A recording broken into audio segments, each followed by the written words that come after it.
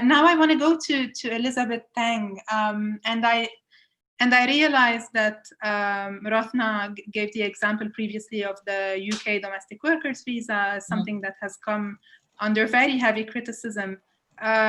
And I think a general observation is, even in situations where we have more progressive, let's say, employment regimes for other categories of workers, for domestic workers in particular, often the situation is much, much worse. And it's coming on top of different layers of exploitation. It's coming on top of working arrangements inside the home, shielded, concealed, where work conditions are very difficult to kind of control. I will let you, Elizabeth, speak to that. What is it about domestic work that makes it so complicated? What is it about this that we're not really able to resolve? Even when we speak of good practice elsewhere in other kinds of employment arrangements, I struggle to find good practice when it comes to domestic workers. Can you help us with that? Yeah, you are right. It is a huge struggle. It's a huge challenge when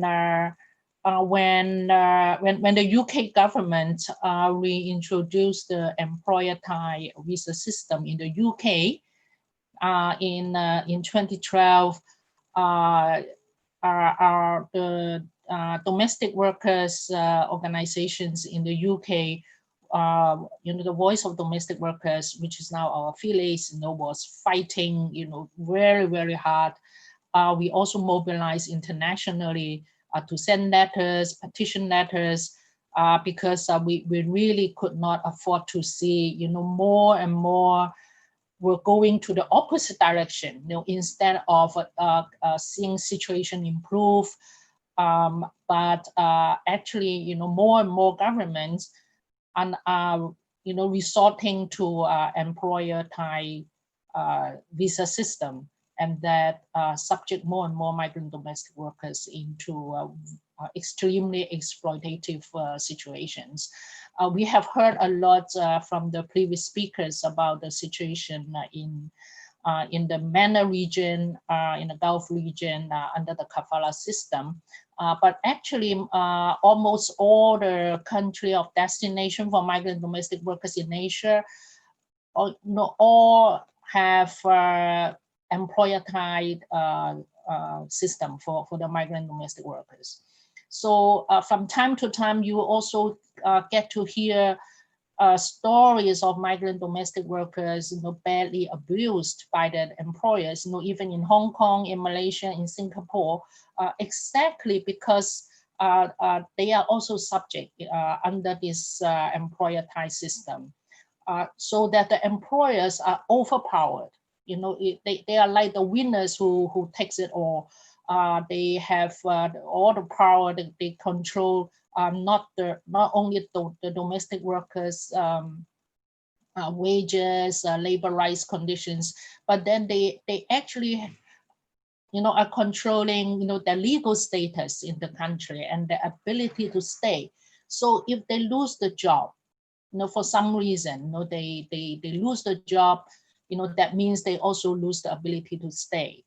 And that that could means they have to immediately be repatriated back to their countries, and for majority of the migrant domestic workers, this is something they cannot afford to face, because they may have already paid a lot in order to come to work, and then maybe they are they still have debts to pay back. This is just something they cannot afford to face. And but if we look at this country of destination for the migrant domestic workers, we easily found that this type of visa, employer type visa, are only for the migrant domestic workers or other so-called low-skill workers, construction workers, or factory workers. Whereas for other kind of professions of workers of other sectors, they don't have this kind of visas. They can come, of course, when they come and they apply. There's an employer who does it. But once they get the visa, they come, they work, and then if they don't like the employer, they don't like the job, they then they can look around and find other employers. And if they succeed, then they can leave. And their visa also not tied to the employment contract. Even the employment contract finished, and they can still stay as long as their visas, is still valid. So, this is extremely discriminatory arrangement for domestic workers and for other workers who are considered to be low skill. But then, this gives rise to so much exploitation, abuses. And I don't have to repeat it. I mean, we have heard a lot stories from our previous speakers. But what is really detrimental is that in this situation, we actually make domestic workers even more invisible and voiceless, and that have a profound impact on how their situation can be changed. And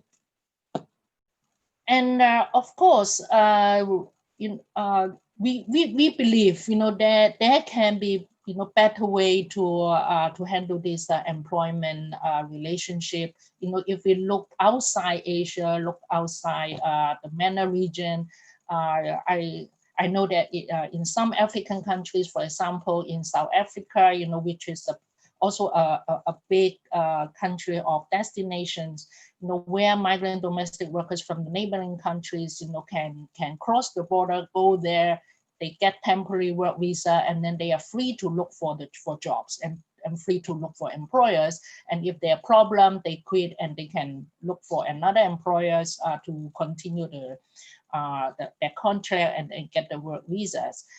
And in the whole Latin American regions, majority of the countries, where domestic workers can move freely, and in most of the countries like Argentina and Chile, the migrant domestic workers are entitled to the same labor rights protection, the same social protection as local domestic workers. So, so this is possible, to give decent work, to give the same kind of work arrangement to migrant domestic workers and to the local domestic workers. That is possible.